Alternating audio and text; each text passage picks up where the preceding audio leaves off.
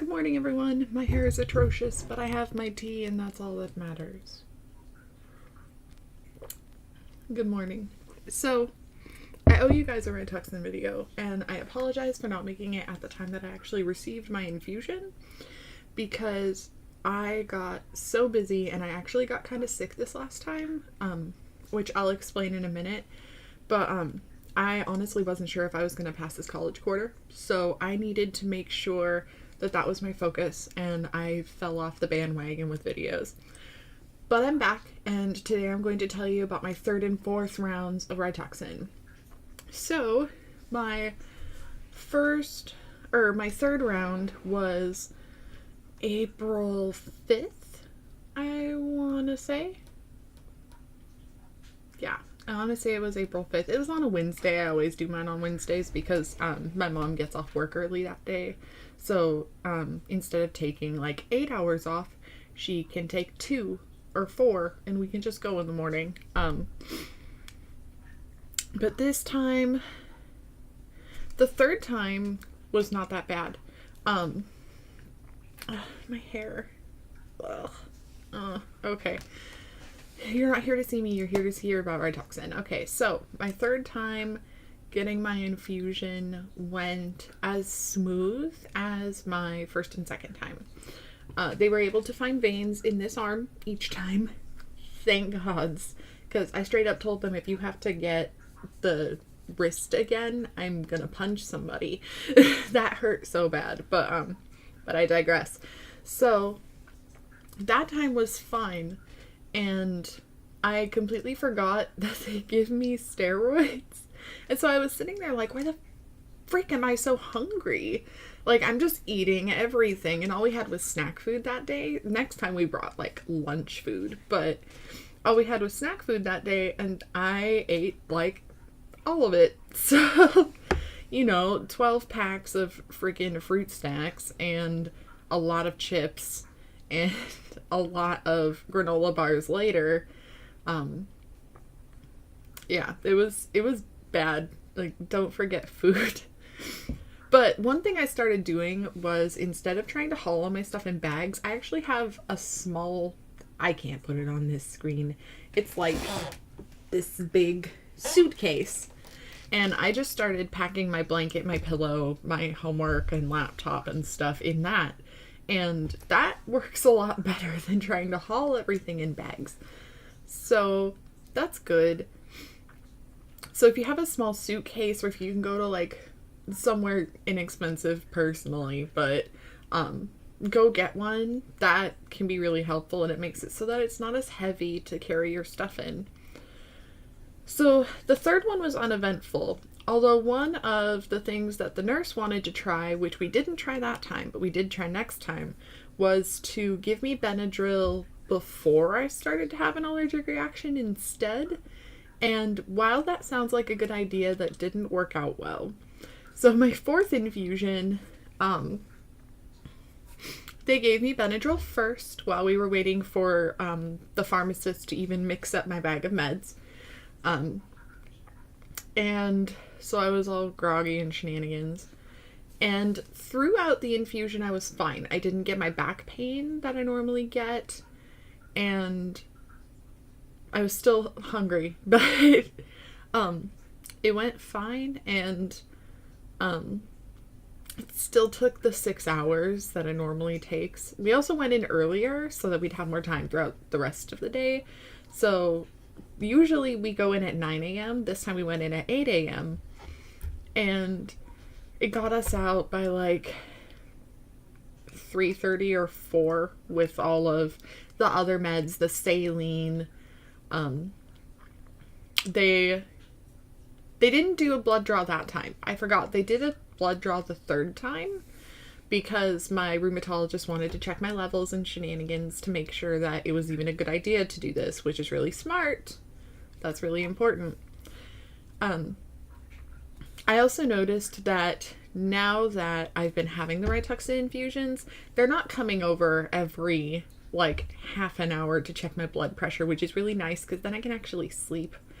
I think that the reason they do it is to get a measure of how you react the first time, Because if you're going to have a super, super bad reaction, it'll usually happen the first time, even though it can always happen in the future. It's just a fact of Rituxan.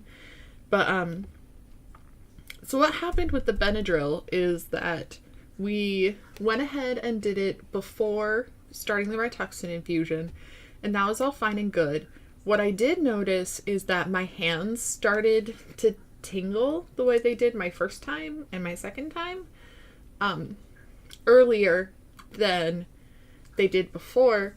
And by the time I got home and like a couple hours into it, the extent of the tingling, which is a neurological allergic reaction as far as I know, again, I'm not a doctor, this is just my experience and what I know in my brain, the tingling was all the way up my arms, it was all the way up my legs, and it was in my face, in my nose, by my mouth. Not like on my lips, like, oh my god, I'm going into anaphylaxis, but like around my face. It wasn't on my forehead, which is kind of weird, but... And so, while... The only thing I can guess as to why that happened is because we did the Benadryl early. So while that was a good idea, it makes it so that I pretty much need a second bag. I didn't take more Benadryl when I got home because I wanted to actually do homework. Again, I almost didn't pass this quarter. I'm not even sure if I passed my science class. Not my science class. Science I did fine. I'm not even sure if I passed my statistics class. So I wasn't focused on, oh, hey, make my body better. I was focused on homework. And while that's really, really stupid in hindsight, it was really scary in the moment. Like, I was not okay with my class. So I didn't take care of myself, which, shame on me. But anyways, so I didn't take any Benadryl when I got home, which might have helped some, but I'm going to let them know what happened the next time I go in, and I'm going to make sure that they give me the Benadryl like the way we've been doing it all along, just in the middle. Well, not even really in the middle. It happens in the beginning. Within the first half an hour or 45 minutes of getting my infusion, I will usually start to get like middle of the back pain. And my oncologist pretty much just assumed that's allergic reaction. We're not going to mess with that. And this time I even like tried to shift the way I was sitting, because one of the oncologists on hand was like, well, maybe it's your posture, maybe you need more pillows, maybe you should lie back instead, are you comfortable, do you need to sit in a different chair, all that kind of stuff. And this time I actually did try, like I got up and walked around a little bit when my back started to hurt, and that wasn't it. Like, it was definitely an allergic reaction, especially since I took ibuprofen before I got there. So it wasn't just back pain. What else? What else? Oh, this time, this actually gets into what has happened since my infusion, not necessarily what happened at the time of it, but I feel it's important to share too. This time when I got pricked and got it held there, my bruise didn't go away for a month. Literally a month. At 2 weeks, you know, usually I'm a pretty decent healer. At 2 weeks, it hadn't gone away. So I went to both my normal doctor and my naturopath. I went to my naturopath first because he'll usually run better blood tests for stuff. And I didn't just go for that. Since my infusion, I have been very, very cold. Like, all the time. It can be 75 degrees in this room, Fahrenheit. And I'm freezing. I'm wearing a sweater. And I was super tired. Obviously, I wasn't healing well. And it was starting to worry me because, you know, I have an autoimmune disease. My soft organs, my soft organs are in danger of becoming damaged more easily. What the hell? So I wrote down everything that was going on, went to both my naturopath and my normal GP. They ran blood tests, and I was thinking it was either low iron, possibly anemia. I mean, I hadn't had a blood test in a while. Or it was my thyroid, because that can often cause coldness, fatigue, yada yada. The reason I go to my naturopath first is because he's willing to order the more thorough blood tests. And when something super scary is going on, I don't mind paying for them. I mean, it's expensive. One of the blood tests was $125. But, it had to be done. I needed to know what was wrong with me. And thankfully, 2 of the blood tests that he ran came back conclusive. So I want to call it a C-reactive protein cardio. I know that's not what it is, but it's cardio something. Do I have my papers nearby? Hold on a minute.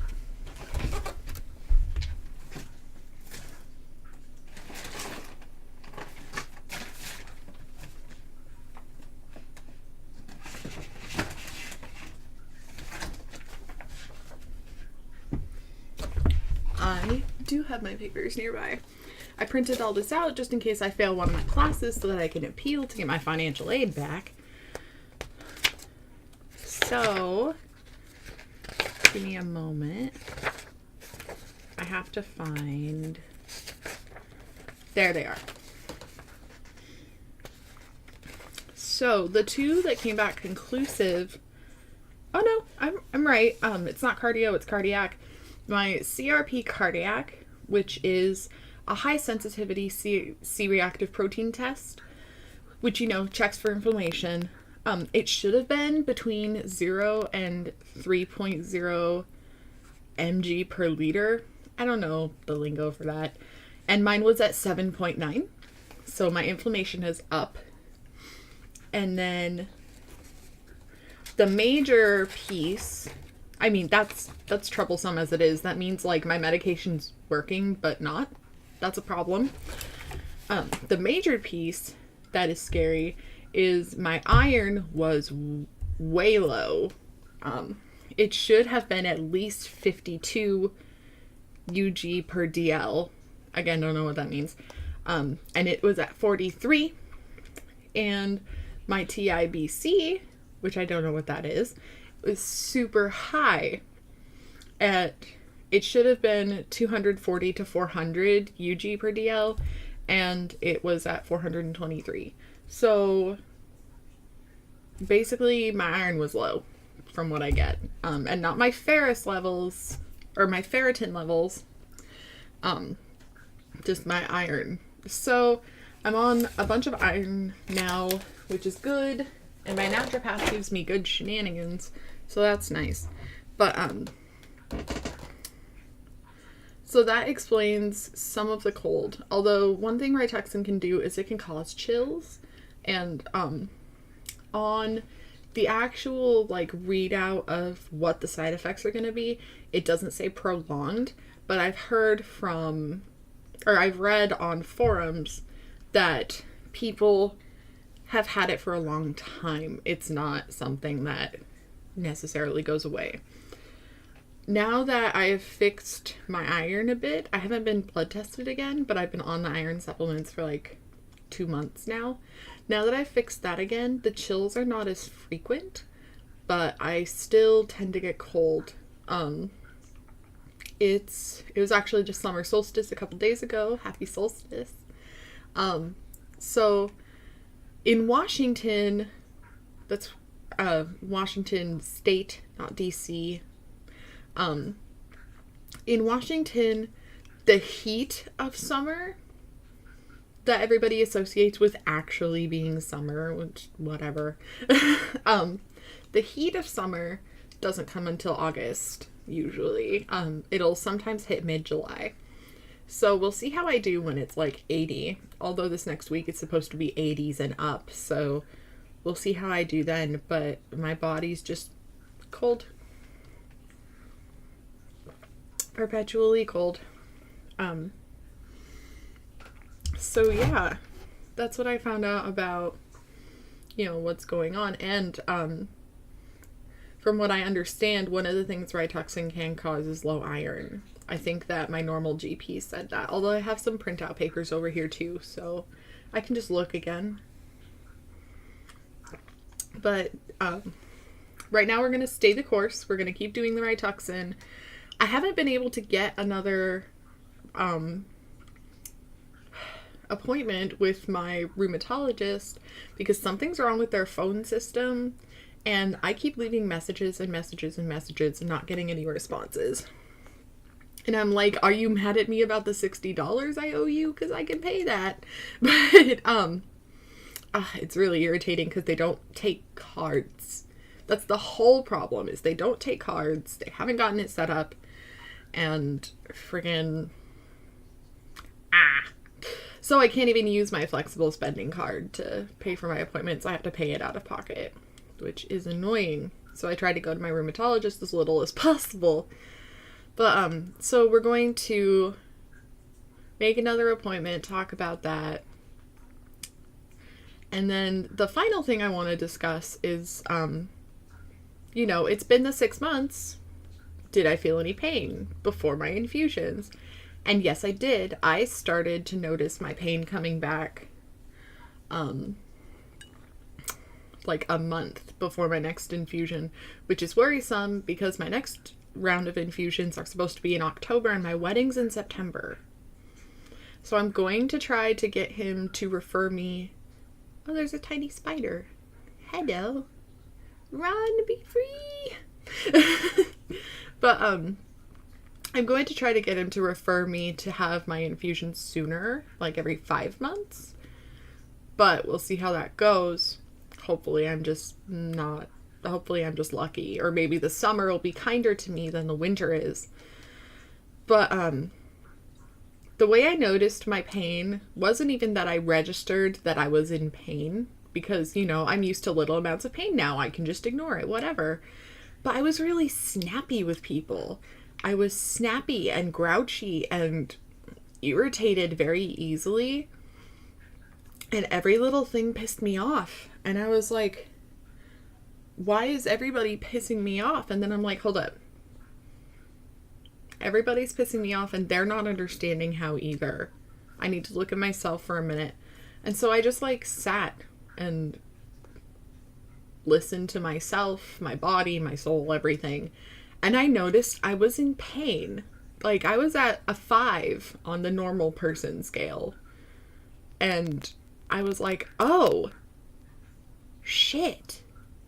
That's not good. So, and my rheumatologist said, you won't, some people go longer without it. Well, apparently my condition's a little more severe than that because I get in pain a month before I'm supposed to have my next infusion.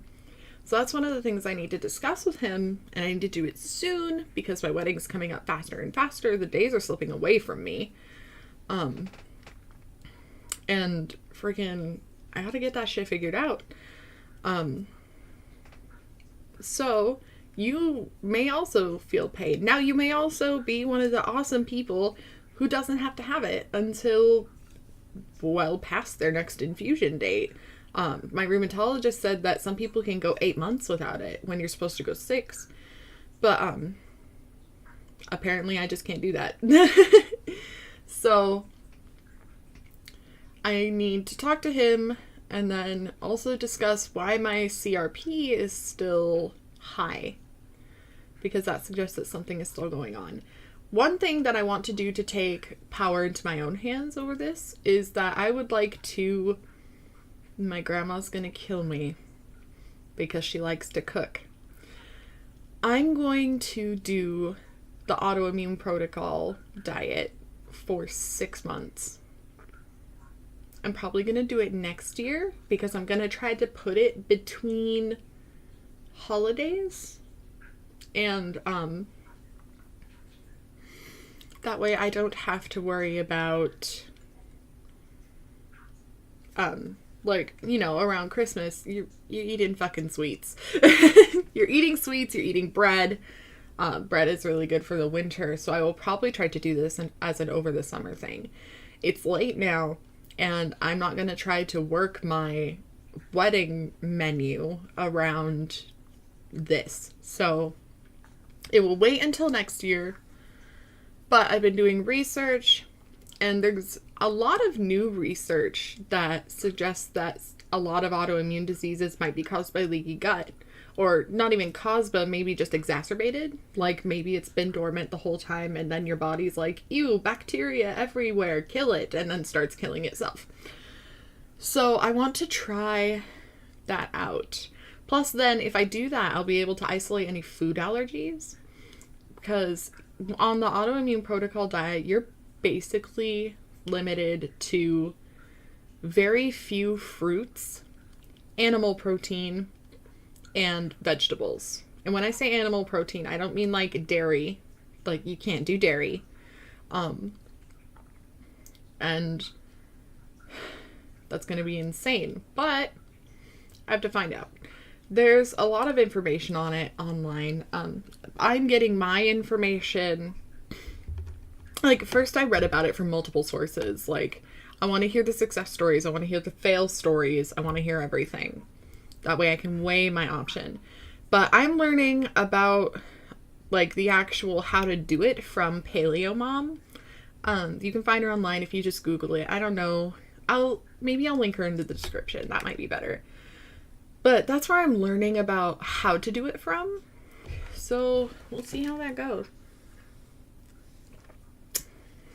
And then also, I'll make a separate video about some of this stuff.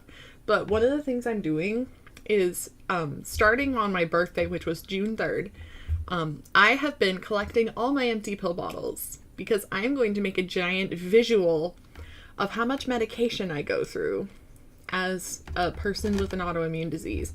Don't get me wrong, I go through way less medication than other people that I know and like follow on Instagram, but I think that it would be a great representation to just show all the pill bottles, all of them. What do I have to do to make my body livable? And I think it's going to be a great pop art project. So yeah, but that was my experience this time with the Rituxan infusions. I'm very sorry again that I wasn't able to get to make the video at the time of the infusions. And I think if I can make sure people are okay with it, and when I have my freaking iPhone tripod, I think one of the things I'm going to do is do an entire video of what being at the infusion center is like. A whole video. Like, I don't know if I'll video the whole time, but I may put clips together. At that time, I may be able to actually afford some editing software. That'd be nice. But I think that'd be really cool to like have you guys in the infusion center with me. So for more updates on life stuff, follow me on Instagram. Honestly, I'm probably going to take my Facebook page down because I never use it. I don't like Facebook as a platform. I usually prefer Instagram because I can post everything from there. So if you want to keep up to date on my life, Instagram's your best bet. I don't do Snapchat. I have a Tumblr and I have a Twitter. I'm probably going to take that down too because no, I really don't use it and I don't need to have pages I don't use. And I'll go back and edit my other video drop downs so that people don't try to click on that and find that I don't exist anymore. But so I hope you're doing well. Let me know about your Rituxan videos in the comments. Like, I'd like to know what you guys are experiencing. And I hope you are all well, and I wish you all the best for the future.